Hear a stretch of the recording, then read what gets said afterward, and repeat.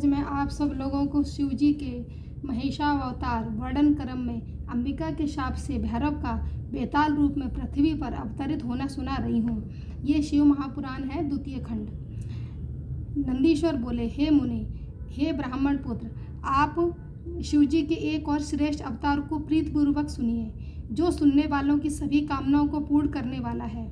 हे मुनि शार्दुल, एक बार परमेश्वर शिव एवं गिरिजा अपनी इच्छा से विहार करने के लिए तत्पर हुए। भैरव को द्वारपाल के रूप में स्थापित कर वे भीतर आ गए और अनेक सखियों से प्रेम पूर्वक सेवित हो मनुष्य के समान लीला करने लगे।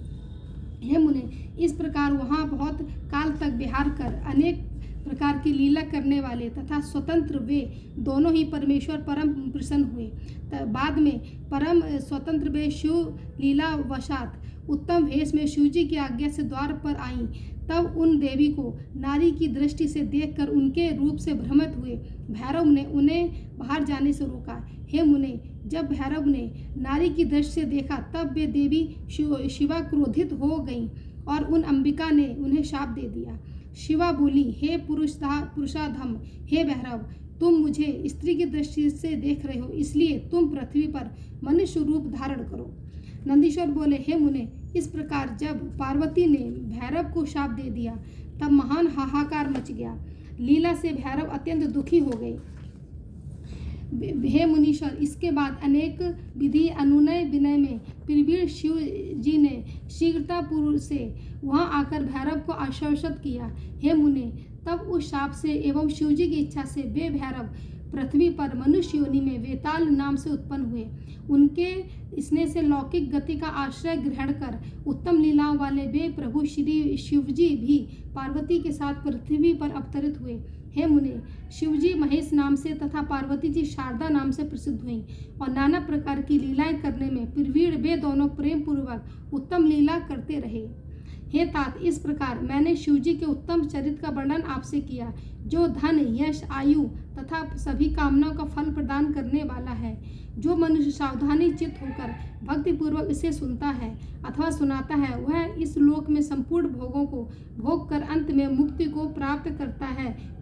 बोलो भगवान शिव की जय।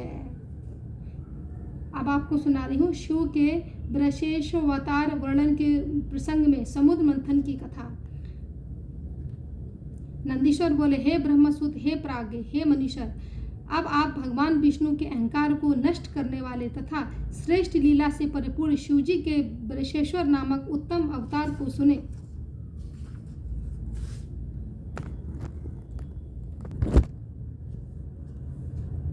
पूर्व समय में जरा एवं मृत्यु से भयभीत हुए देवताओं एवं असुरों ने आपस में संधि कर समुद्र से रत्न ग्रहण करने का विचार किया। हे मुनि नंदन, तदंतर सभी देवता और असुर समुद्रों में श्रेष्ठ क्षीर सागर को मंथने के लिए उद्यत हुए। हे ब्राह्मण, मधुर मुस्कान वाले सभी देवता तथा असुर अपनी कार्य सिद्धि के लिए विचार करने लगे कि किस उपाय से उस क्षीर सागर का मंथन किया जाए। तब मेघ के समान गंभीर ध्वनि से युक्त आकाशवाणी शिव की आज्ञा से देवताओं तथा असुरों को आश्वासित करती कहने लगी। आकाशवाणी बोली, हे देवगणों, हे असुरों, आप लोग क्षीर सागर का मंथन कीजिए। इस कार्य के लिए आप लोगों को बल और बुद्धि की प्राप्ति होगी, इसमें संदेह नहीं है। आप लोग मंदराचल पर्वत को मथानी एवं वासुकी नाग को रस्सी बनाइए और सभी लोग आपस में मिलकर आनंद पूर्वक मंथन कीजिए। नंदीश्वर बोले, हे मुनि सम्मत। तब आकाशवाणी सुनकर सभी देवता तथा असुर ऐसा करने के लिए प्रयत्न करने लगे। वे सब आपस में मिलकर सोने के समान कांति वाले ऋजुकाय तथा नाना प्रकार की शोभा से संपन्न पर्वत श्रेष्ठ मंदराचल के समीप गए। उस गिरीश्वर को प्रसन्न करके तथा उसकी आज्ञा प्राप्त कर उसे क्षीर सागर में ले जाने की इच्छा वाले देवताओं तथा असुरों ने बलपूर्वक उसे उखाड़ दिया। हे मुनि, अपनी भुजाओं से मंदराचल को उखाड़कर वे सब क्षीर सागर के पास जाने लगे, किंतु क्षीर बल वाले वे उसे ले जाने में असमर्थ हो गए। अत्यंत भारी वह मंदराचल अकस्मात उनकी भुजाओं से छूटकर शीघ्र ही देवताओं और दैत्यों के ऊपर गिर पड़ा। तब भग्न उद्यम वाले देवता तथा असुर आहत हो गए। फिर चेतना प्राप्त कर जगदीश्वर की स्तुति करने लगे। इसके बाद जगदीश्वर की इच्छा से उद्धत हुए उन सबने उस पर्वत को पुनः उठाकर क्षीर सागर के उत्तरी तट पर ले जाकर जल में डाल दिया। तदंतर रत्न प्राप्त करने की इच्छा वाले देवता तथा असुर वासुकी नाग की रस्सी बनाकर क्षीर सागर का मंथन करने लगे। क्षीर सागर का मंथन किए जाने पर स्वर्गलोक की महेश्वरी भृगु पुत्री हरिप्रिया महालक्ष्मी रूप समुद्र से प्रकट हुई। उसके बाद धन्वंतरी, चंद्रमा, पारिजात, कल्प वृक्ष, उच्चैश्रवा, घोड़ा, ऐरावत, हाथी, सुरा, विष्णु का शारंग धनुष, शंख, कामधेनु, गोवृंद, कौस्तुभ मणि तथा अमृत प्रदान हुए। पुनः मथे जाने पर प्रलयकालीन अग्नि के समान कांति वाला और देवताओं तथा असुरों को भय उत्पन्न करने वाला कालकूट नामक महाविष उत्पन्न हुआ। अमृत उत्पन्न होने के बाद उसकी जो बूंदें बाहर छलक पड़ी, उसने अद्भुत दर्शन वाली बहुत सी स्त्रियां प्रकट हुईं। वे शरतकालीन पूर्ण चंद्रमा के समान मुख वाली, बिजली, सूर्य तथा अग्नि के समान प्रभावशाली और हार, बाजूबंद, कटक तथा दिव्य रत्नों से अलंकृत थीं। वे अपने सौंदर्य रूपी अमृत जल से 10 दिशाओं को सींच रही थीं और अपने भ्रूविलास के कारण विस्तीर्ण नेत्रों वाली वे संसार को उन्मत्त कर रही थीं। इस प्रकार उन अमृत की बूंदों से स्वेच्छा करोड़ों स्त्रियां निकली। तदंतर जरा और मृत्यु को दूर करने वाला अमृत उत्पन्न हुआ। लक्ष्मी, शंख, कौस्तुभ मणि एवं खड़ग को श्री विष्णु ने ग्रहण किया। सूर्य ने बड़े आदर के साथ दिव्य उच्चैश्रवा नामक घोड़ा ले लिया। देवताओं के स्वामी शचीपति इंद्र ने अत्यंत आदर पूर्वक वृक्षों में श्रेष्ठ पारिजात एवं हाथियों के राजा ऐरावत को ग्रहण किया। भक्त वत्सल तथा कल्याणकारी शिवजी ने देवताओं की रक्षा के कंठ में महाभयंकर कालकूट विष को तथा चंद्रमा को स्वेच्छा से धारण किया। ईश्वर की माया से मोहित हुए दैत्यों ने आनंद प्रदान करने वाली मंद्रा ग्रहण की। फिर हे व्यास, सभी मनुष्यों ने धन्वंतरी वैद्य को ग्रहण किया। सभी मुनिगणों ने कामधेनु को ग्रहण किया और मोहित करने वाली वे स्त्रियां सामान्य रूप से स्थित रहीं। विजय की अभिलाषा वाले तथा व्याकुल चित्त वाले देवताओं एवं राक्षसों में अमृत के लिए परस्पर महान युद्ध हुआ।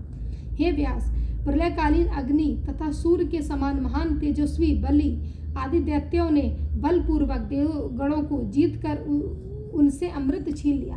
हे तात, तदंतर शिव की माया से दैत्यों के बलपूर्वक पीड़ित किए गए इंद्रादि सभी देवता व्याकुल होकर शिवजी की शरण में आए।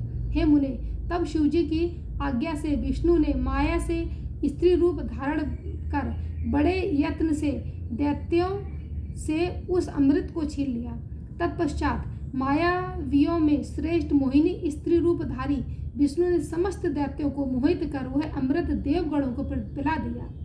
तब उस मोहिनी रूप वाली स्त्री के पास जाकर उन दैत्यों ने कहा, हाँ, इस सुधा को हम सभी दैत्यों को भी पिलाओ, जिससे किसी प्रकार का पंक्ति भेद ना हो। ऐसा कहकर शिव माया से मोहित हुए उन सभी दैत्यों एवं दानवों ने कपट रूपधारी उन विष्णु को यह अमृत दे दिया। इसी बीच वे वरिष्ठ दैत्य अमृत से उत्पन्न स्त्रियों को देखकर उन्हें सुखपूर्वक स्थान ले गए।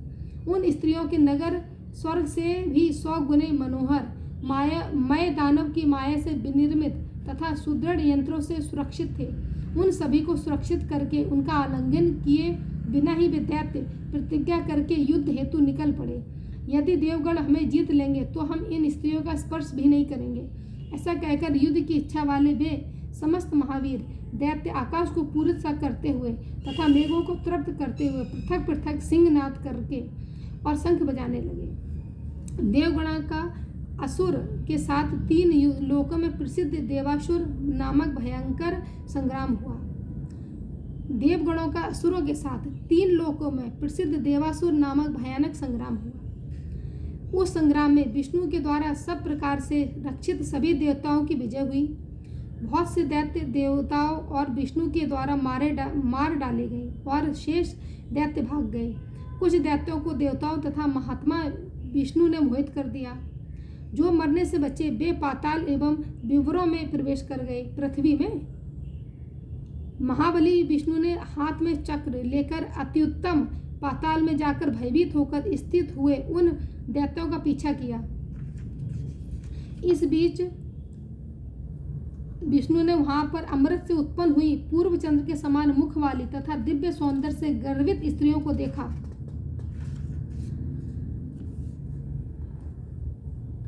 और वे मोहित होकर वहीं पर उन श्रेष्ठ स्त्रियों के साथ विहार करने लगे तथा उन्होंने वहां शांति प्राप्त की।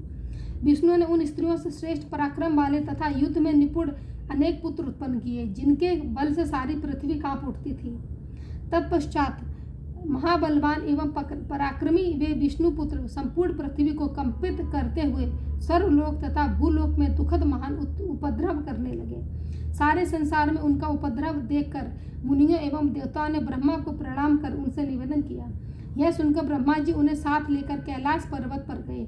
वहां प्रभु शिव जी को देखकर विनम्र भाव से अंजलि बांधे हुए उन्होंने बारंबार प्रणाम किया तथा हे देव, हे महादेव, हे सर्व स्वामिनी, आपकी जय हो, ऐसा कहते हुए अनेक स्तुतियों के द्वारा उनकी स्तुति की।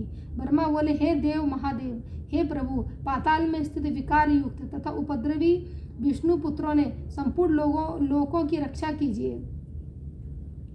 हे विभो, विकार से ग्रस्त होकर विष्णु जी अमृत से उत्पन्न स्त्रियों में आसक्त चित्त होकर इस समय पाताल में स्थित हैं और उनके साथ स्थित हैं।